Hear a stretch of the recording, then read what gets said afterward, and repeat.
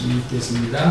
저희가 먹을 때에 예수께서 떡을 가지사 축복하시고 떼어 제자들에게 주시며 가라사대 받으라 이것이 내 몸이라 하시고 또 잔을 가지사 사려하시고 저희에게 주시니 다 이를 마시매 가라사대 이것은 많은 사람을 위하여 흘리는 바 나의 피 곧 언약의 피니라. 아멘. 오늘 말씀을 가지고 내가 기념하고 있는 것은 무엇입니까? 사실 오늘 종묘주일입니다. 예수님께서 예루살렘에 나귀를 타고 당당하게 사실 입성하죠. 그러면서 이제 십자가를 지기를 각오하고 이제 들어가시는 예수님을 생각하게 되는 거죠. 그래서 예수님 오늘 종료주일에 예수님의 일주일 동안 행적이 이렇습니다. 월요일 날은 예루살렘에 이제 당당하게 들어가셔서 성전을 청결하게 하고 또 무화과나무 또 비유를 들어서 무화과나무를 저기게 하기도 합니다. 그리고 또 많은 환자들도 고쳐주기도 합니다. 그런데 화요일 날은 예수님께서 많은 서기관들과 바리새인들과 안에 충돌이 일어나게 된 것을 봅니다. 그러면서 이제 예루살렘이 멸망할 것이라는 걸 예언도 합니다. 근데 수요일 날은 예수님께서 사실 하신 일이 기록이 안 되어 있습니다. 많은 학자들이 예수님이 수요일 날 무엇을 하셨을까? 기록이 없으니까 알 수가 없죠. 제자들하고 함께 휴식을 하지 않았나 그렇게 생각을 하고, 그 다음에 목요일 날이 이제 굉장히 중요한 날이죠. 목요일 날 제자들과 다 모아놓고 목요일 날 뭘 하죠?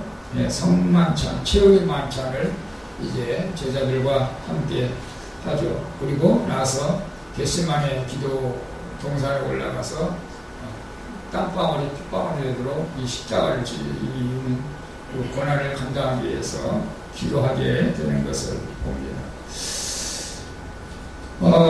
그런데 목요일날은 정말 한 일이 많습니다. 목요일날이 베드로도 실버서 일어난 예수님을 부인하고 가룟 유다도 부인하고 가룟 유다 또 자살 사건도 나오고, 그러나 목요일날은 그런 사건 속에서 그래서 어떤 교회에서는 목요일날 예수님이 최후의 성만찬을 목요일날 했기 때문에 목요일날 성찬식을 하는 교회도 있고, 또 어떤 교회는 또 금요일날 하는 교회도 있습니다만, 그러나 이제 우리가 다 많이 모였을 때, 성도님들이 많이 모였을 때 같이 우리가 성만찬을 해야겠다 그런 마음에서 고난 구간에 가장 많이 하고, 때로 이제 부활주일 하는 경우도 있습니다.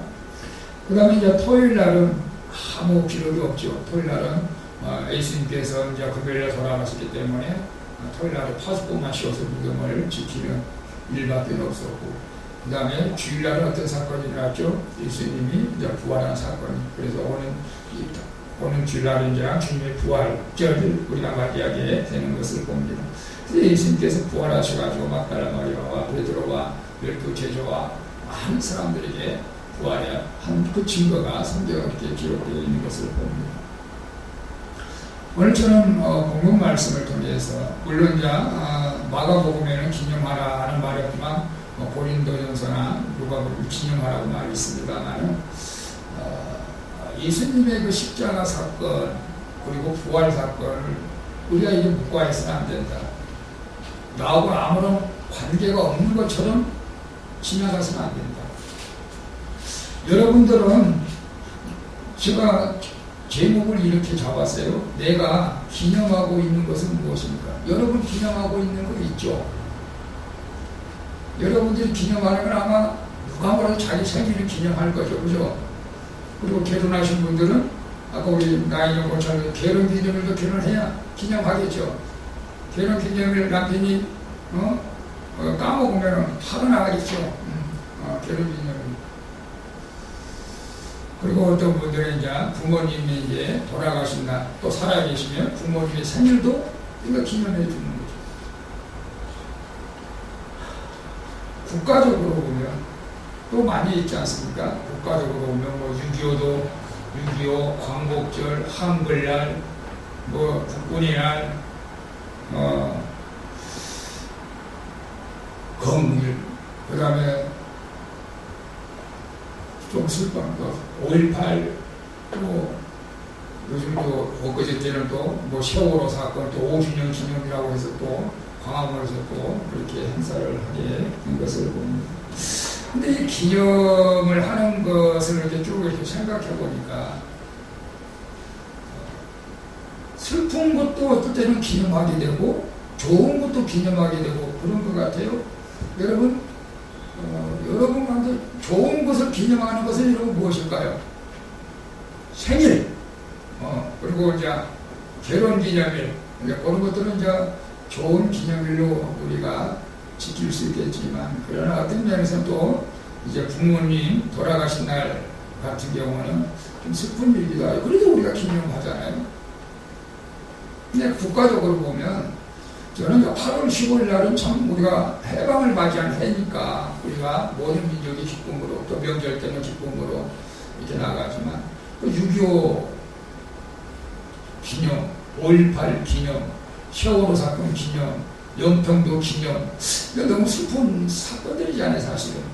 그럼에도 불구하고 그 기념일을, 그날을 기억하지 않기 위해서 그날 꼭 기념일을 정하고 지키고 있잖아요. 그죠? 여러분, 예수님이 우리를 위해서 이렇게 십자가를 지시고 돌아가신 것이, 여러분 가만히 생각해 보세요. 이게 슬픈 일일까요? 기쁜 일일까요?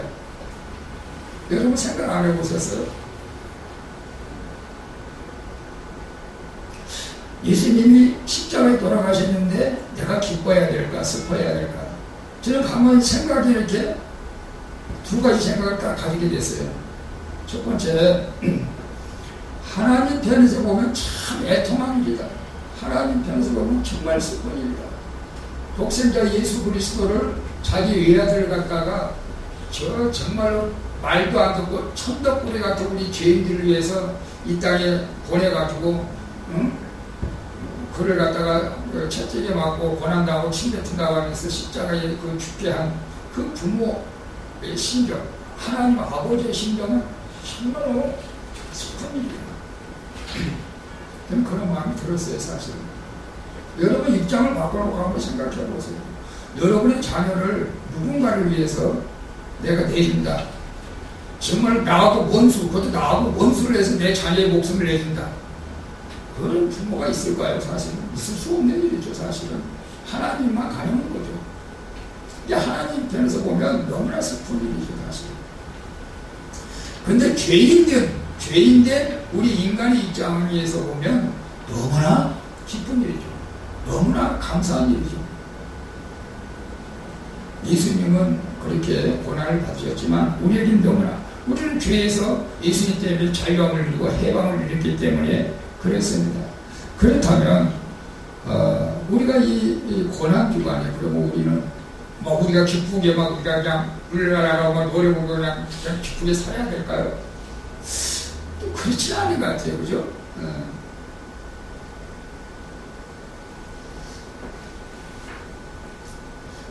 예수님의 그 십자가를 나 때문에 지었다. 그게 내가 기쁘고 고맙다. 그럼 우리를 감사하는 거죠. 그 일 너무너무 감사해가지고 예수님이 그렇게 고난받으셨다면 나도 조금만 예수님 때문에 고난받을 각오도 좀 돼 있어야 되지 않을까요?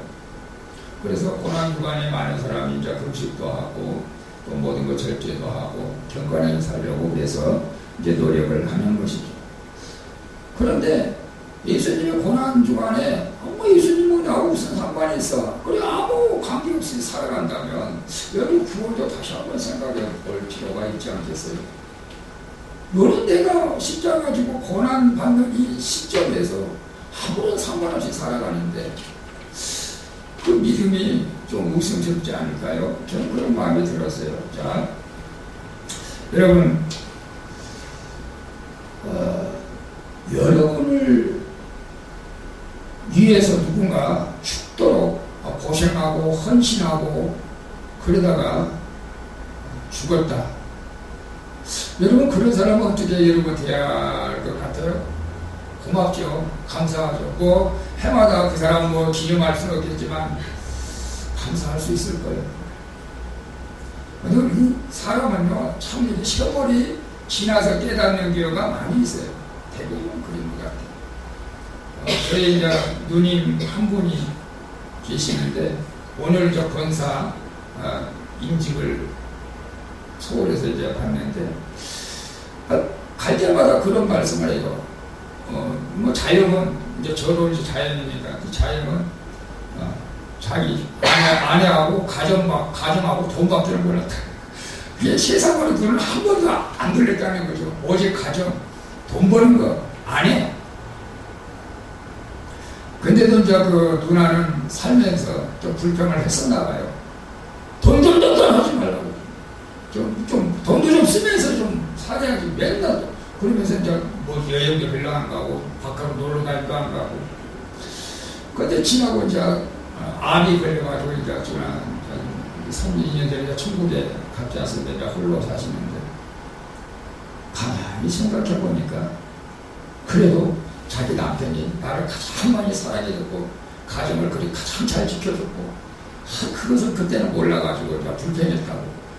아니 기일만 되면 그게 생각난다는 거죠. 이제 돌아가 천국 가는 날 생각하고 내가 예배 드리면서 그때 잘할 때 내가 좀 더 잘할 걸.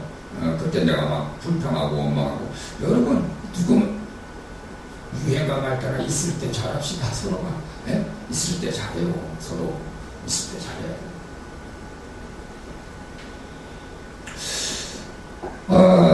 저는 그런 생각을 해봤어요. 여러분, 우리 삶이 예수님처럼 그렇게 훌륭한 삶이 못 된다 할지라도, 내가 죽고 나서 또 이런 말 한다고 또 여러분 속상해하지 마세요. 여러분 오래오래 사세요. 100세까지 하세요. 죽고 나서 그래도 내 형제들이, 가족들이, 자녀들이 참 저 사람은 참 좋은 사람이었다. 참 좋은 사람이었다. 우리가 다 그런 말을 좀 들었으면 좋겠다. 그런 생각을 했습니다. 여러분,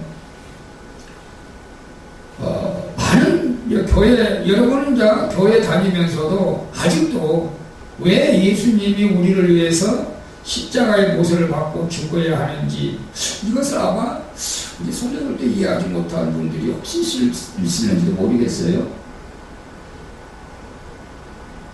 그래서 한번 만약에 하나 이해를 못하신다고 오늘 말씀 좀 잘 들어보시기를 바라겠습니다. 구약 모세율법에서 하나님께 속되어 모든 제사 예를 드릴 때는 피의 제사를 드렸어요. 양이나 염소나 소를 잡아다가 각을 떠가지고 피를 뿌려야 됐어요. 그래서 레위기 17장 11절에 보면 육체 생명 피에서 내가 이 피를 너희들 단에 뿌려 너희 생명을 약속하게 하겠나니 생명이 피에 있으므로 피가 죄를 속하느니라.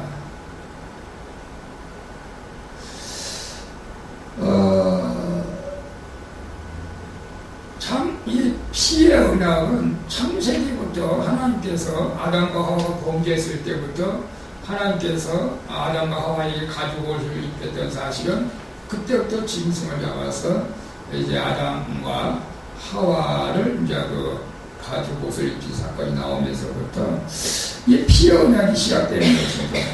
그러면서 그것이 좀 더 구체적으로 어느 때 확실하게 피의 언약으로 이어가냐면 출애굽기에 보면 여러분, 출애굽기에서 이스라엘 백성들이 이제 해방을 해가지고 모세를 통해서 애굽에서 나와야 되는데 그 바로왕이 이스라엘 백성을 안 내버려주잖아요. 한 번에 내버려주면 얼마나 좋겠어. 우리 이스라엘 백성은 우리는 당신의 백성이 아니니까 이제 우리는 우리대로 가서 나가 살렸으니까 나가게 해다오. 그런데 안 보내줘요, 바로왕이. 그러니까 하나님께서 모세를 통해서 몇 가지 재앙이라고 하죠. 재앙에 10가지 재앙을 애굽 땅에다 그렇게 하나님의 능력으로 보여주심에도 불구하고 9가지 능력을 볼 때까지는 바로왕의 마음이 이렇게 안 바뀝니다.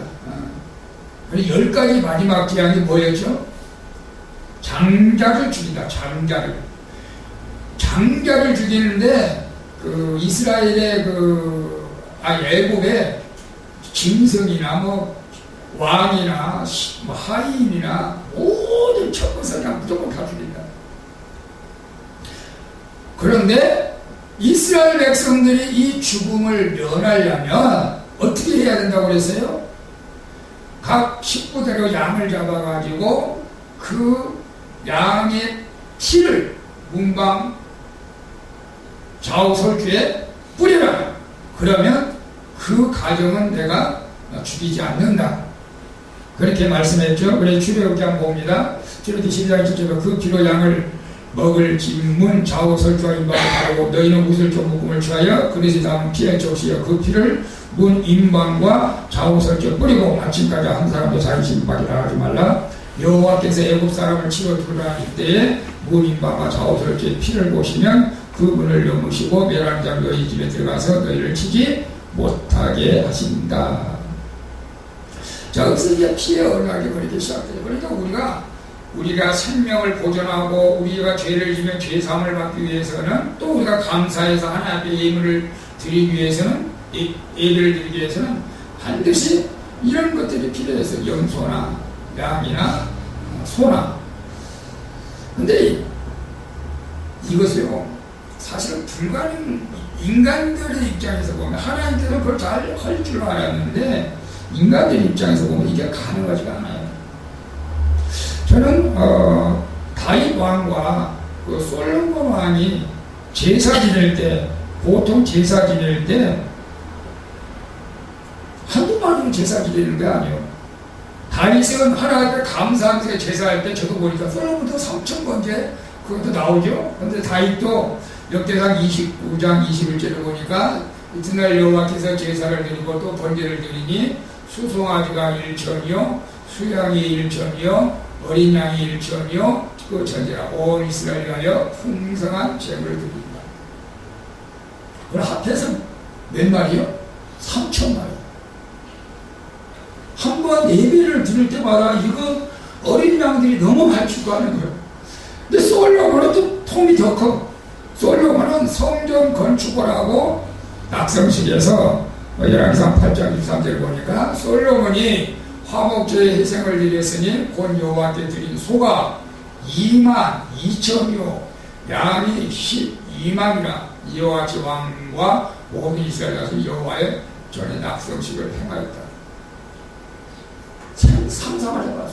무슨 놈은 양이 12만, 소가 22,000만, 이걸 갖다 제사로, 그 이제 가만히 보면요, 만약 지금까지 그대로 계속 해왔더라면 아마 소, 양, 염소는 아마 씨를 맞았을지도 몰라. 어떤 면에서는 제가 생각하는 거 하나님께도 풍성하게.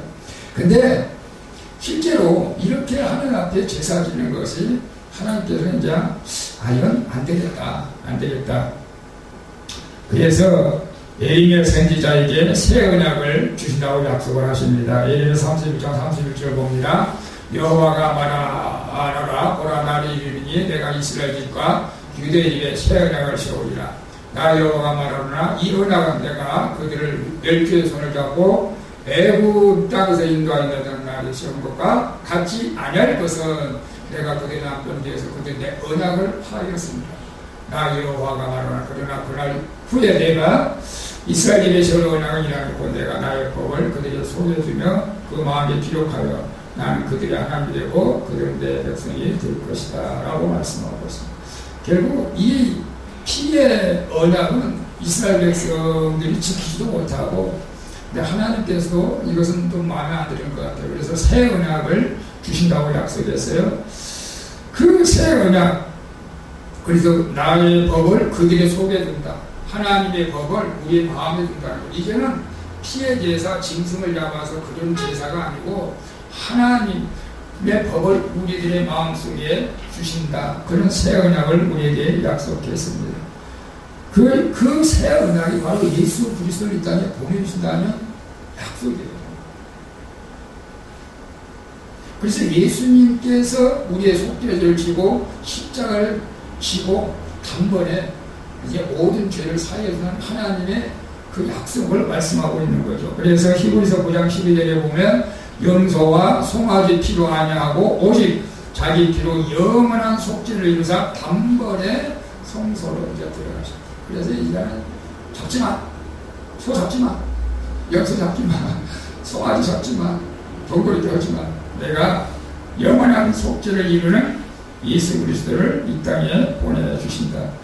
이것은 이 세상 마지막 때에 오신다. 지금 이 세상 마지막 때죠. 히브리서 9장 20절을 보면 그가 세상을 창조하실 때부터 자주 고난을 받아야 할 것이로되 이제 자기를 단번에 제사로 드려 죄를 없게 하시려고 세상 끝에 나타나. 이분이 바로 예수님이에요.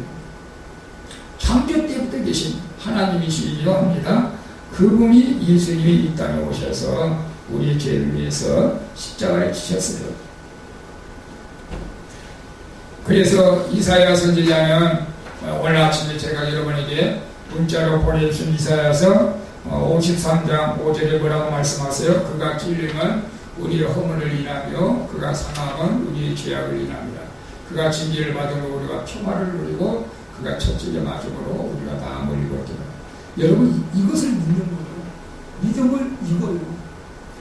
예수님께서 죽을 수밖에 없는 나의 모든 죄와 허물을 위해서 과거에는 양을 잡고 소를 잡고 염소를 잡고 그렇게 피를 뿌리면서 속죄를 했어야 했는데 이는 우리가 지킬 수가 없고 그래서 예수를 이 땅에 보내주셔가지고 그를 십자가에 죽게 하신 사건이 바로 십자가 사건인 거죠. 그래서 예수님께서 오늘 본문에 그렇게 말씀하신 거예요. 저희가 먹을 때 예수께서 떡을 가서 축복하실 때 떼어 제자들에게 주시고 가라사대 받으라 이것이 내 몸이라 하시고 또 잔을 가서 사리하시고 저에게 주시니 다 이를 마시며 가라사대 이것은 많은 사람을 위한 흘리는 것고 나의 피 곧 나의 언약의 피라고 그렇게 말씀하셨습니다. 여러분 근데 이제 우리 여기서 잘 살펴봐야 할 것이 있습니다. 예수님께서 왜 제자들과 함께 6월절 행사를 마지막에 만찬할 때 하시면서 이 말씀을 하셨을까? 예, 만찬, 최후의 만찬을 하면서 제자들이 말씀하신 거예요.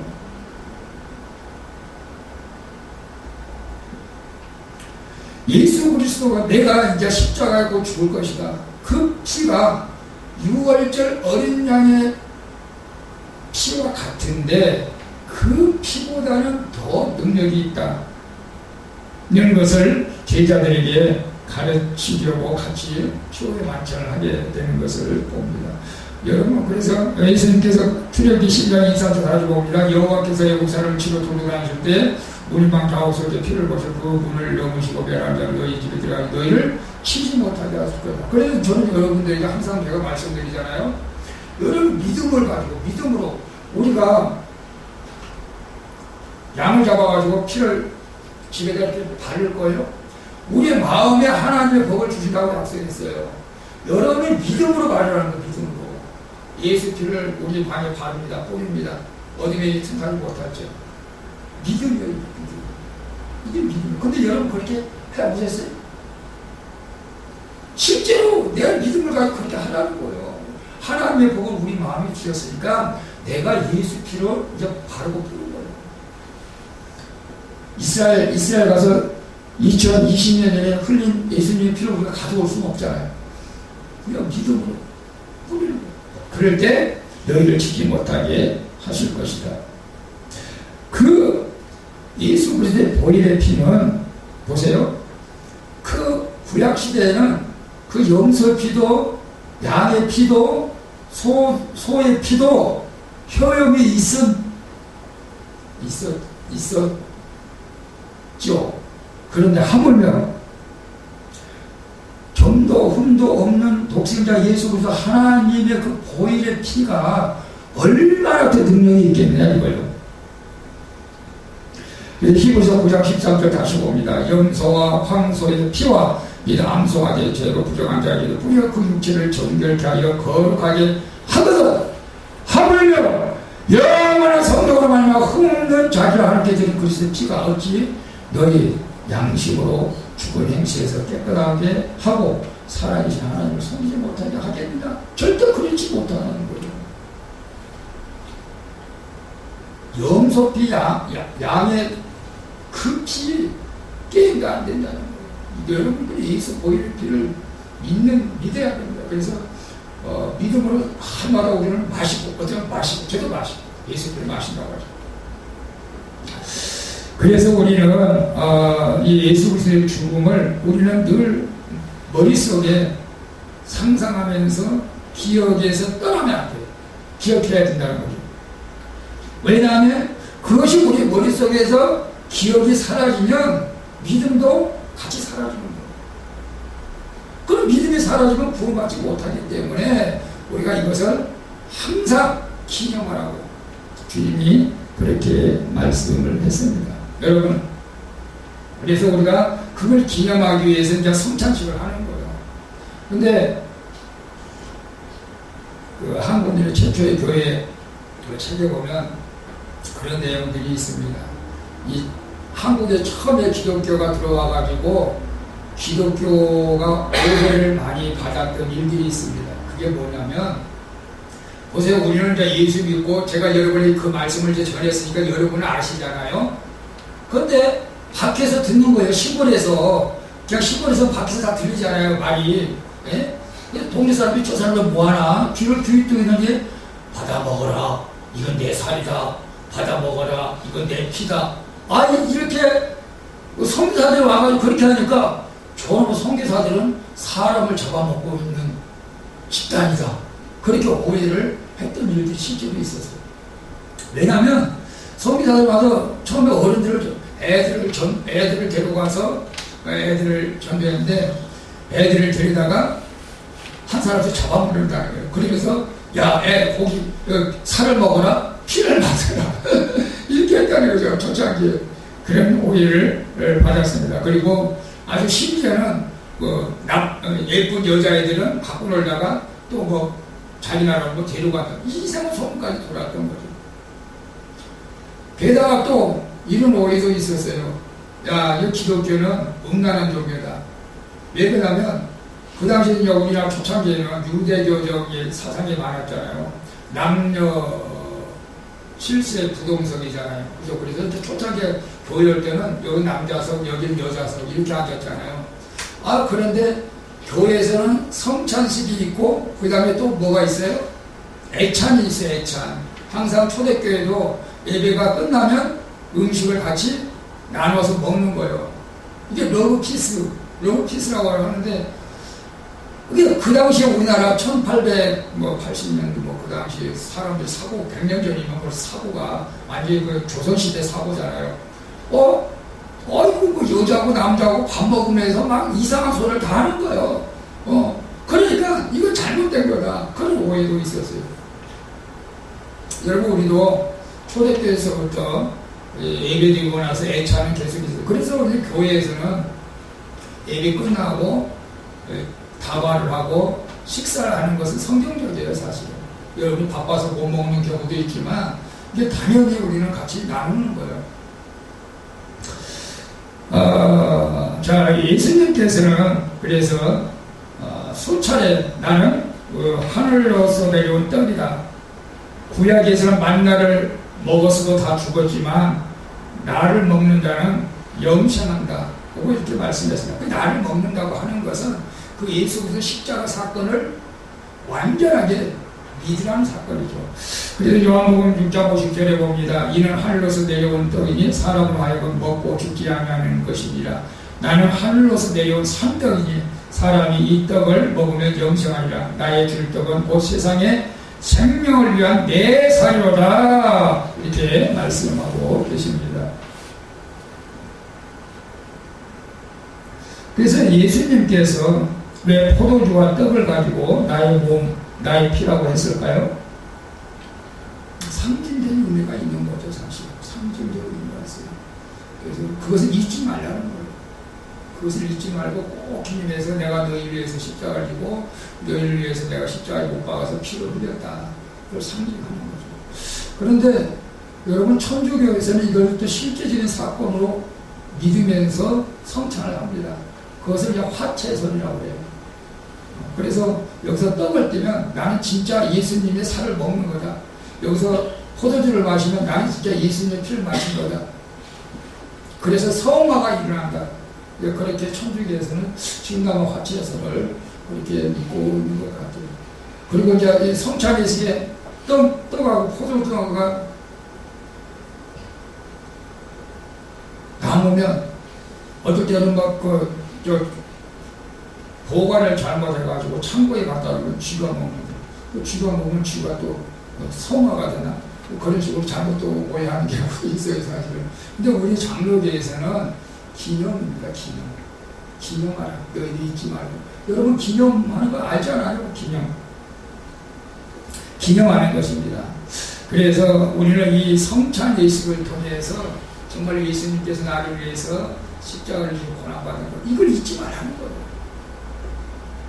세월호 사건 잊지 말고 노란 리본 막 달고 다니잖아요. 우리는 우리의 십자가 사건을 잊지 않기 위해서 십자가를 걸어놓는 거예요.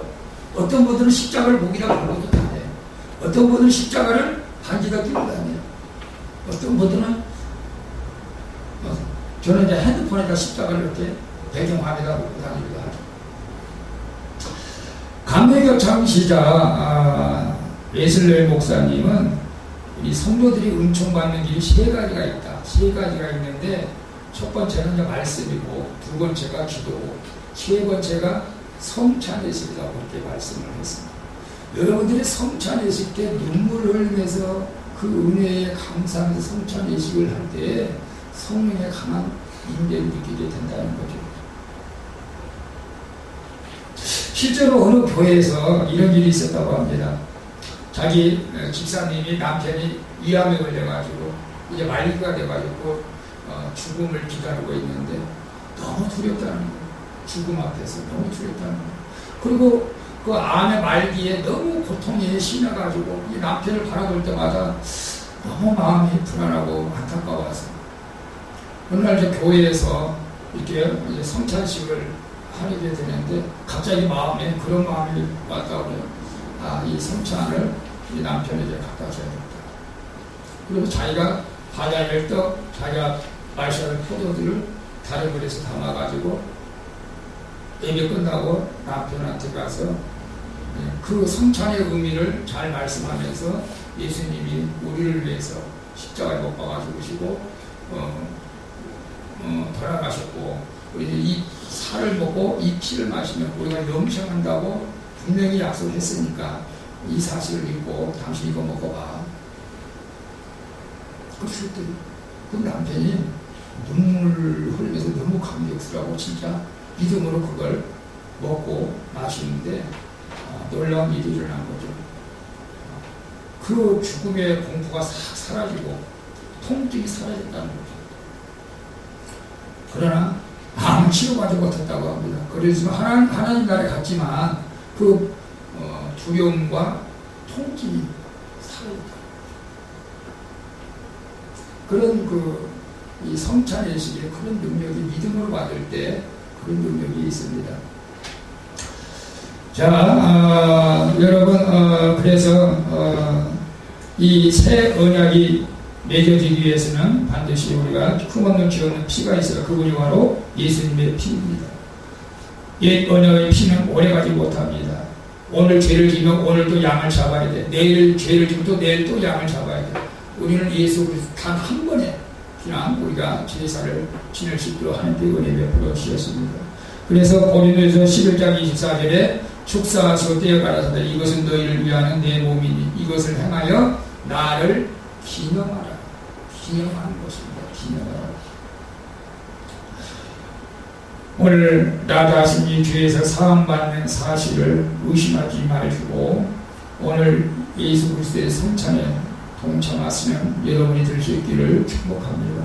이 성찬 예식은 어떤 종교적인 예식이 아니라 예수님의 몸과 그 피가 나를 위해서 죽으시고 흘리신 사건을 믿음으로 고백하는 시간입니다. 그러니까 여러분이 오늘 성찬할 때 여러분이 경건하게 그렇게 하시기를 바라겠습니다. 기도합니다. 아버지 하나님 감사합니다. 우리를 위해서 피 흘려 죽은 예수님을 다시 우리가 기념하면서 성찬 예식을 하려고 합니다. 하나님 이 예식에 참여하고